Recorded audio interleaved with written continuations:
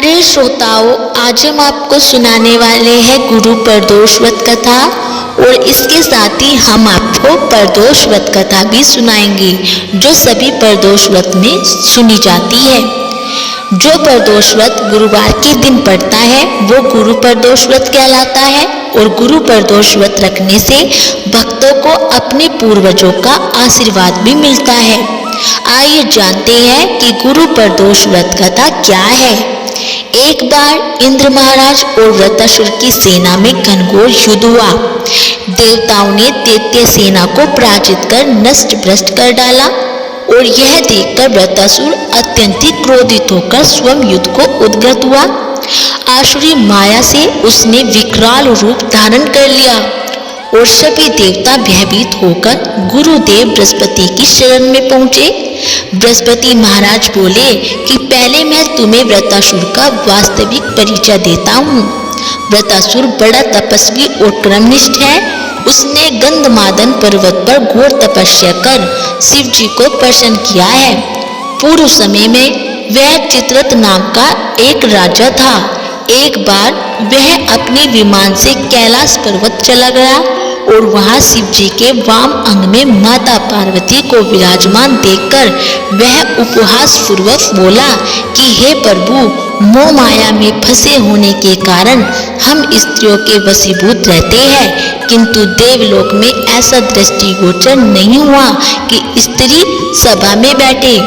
चित्ररथ के यह वचन सुन सर्वव्यापी भगवान शिव शंकर हंसकर बोले कि हे राजन, मेरा व्यवहारिक दृष्टिकोण पृथक है। मैंने मृत्युदाता कालकूट महाविष का पान किया है, फिर भी तुम साधारण जन की भांति मेरा उपवास उड़ाते हो। माता पार्वती क्रोधित हो चित्ररथ से संबोधित हुई और बोली कि अरे दुष्ट, तूने सर्वव्यापी महेश्वर के साथ ही मेरा भी उपवास उड़ाया है। अतएव मैं तुझे यह शिक्षा दूंगी कि फिर तू ऐसे संतों के उपवास का दुस्साहस नहीं करेगा।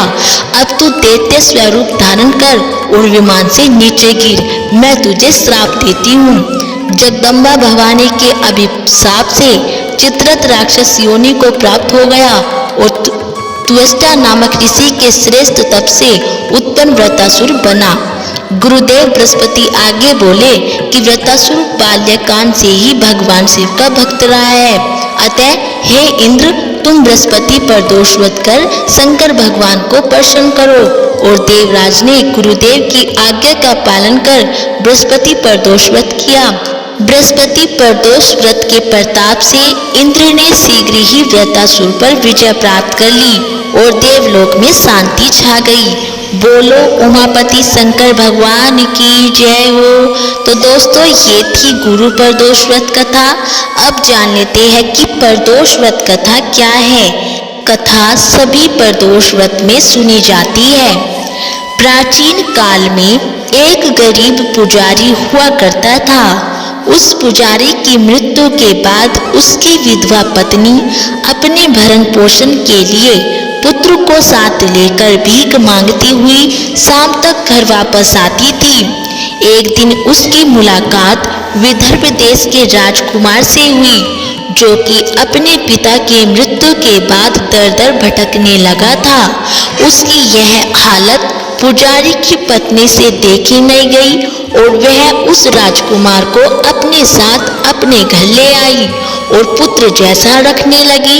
एक दिन पुजारी की पत्नी अपने साथ दोनों पुत्रों को सांडिल्य ऋषि के आश्रम ले गई और वहां उसने ऋषि से शिव जी के प्रदोष व्रत की कथा एवं विधि सुनी तथा घर जाकर वह भी प्रदोष व्रत करने लगी। एक बार दोनों बालक वन में घूम रहे थे कि उनमें से पुजारी का बेटा तो घर लौट गया, परंतु राजकुमार वन में ही रह गया।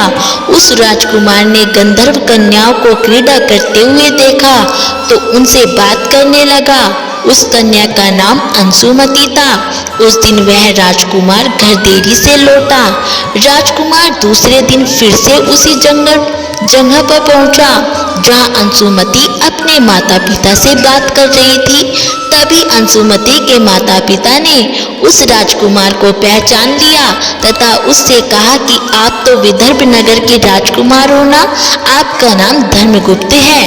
अंशुमति के माता पिता को वह राजकुमार पसंद आया और उन्होंने कहा कि शिव जी की कृपा से हम अपनी पुत्री का विवाह आपसे करना चाहते हैं। क्या आप इस विवाह के लिए तैयार हैं?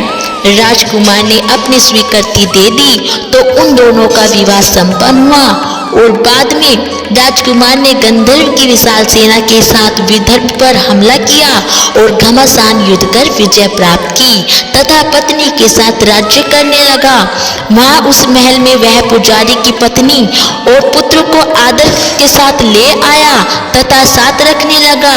पुजारी की पत्नी तथा पुत्र के सभी दुख व दरिद्रता दूर हो गई और वे सुख से अपना जीवन व्यतीत करने लगे। एक दिन अंशुमति ने राजकुमार से इन सभी बातों के पीछे का कारण और रहस्य पूछा। तब राजकुमार ने अंशुमति को अपने जीवन की पूरी बात बताई और साथ ही प्रदोष व्रत का महत्व और व्रत से प्राप्त फल से भी अवगत कराया। उसी दिन से प्रदोष व्रत की प्रतिष्ठा व महत्व बढ़ गया तथा मान्यता अनुसार लोग यह व्रत करने लगे। कई जगहों पर अपनी श्रद्धा के अनुसार स्त्री पुरुष दोनों ही यह व्रत करते हैं। इस व्रत को करने से मनुष्य के सभी कष्ट और पाप नष्ट हो जाते हैं एवं मनुष्य को अभिष्ट की प्राप्ति होती है। तो दोस्तों, ये थी प्रदोष व्रत कथा। यदि आपको हमारी ये कथाएं अच्छी लगी हो तो प्लीज हमारी वीडियो को लाइक करें और चैनल को सब्सक्राइब करना ना भूलें।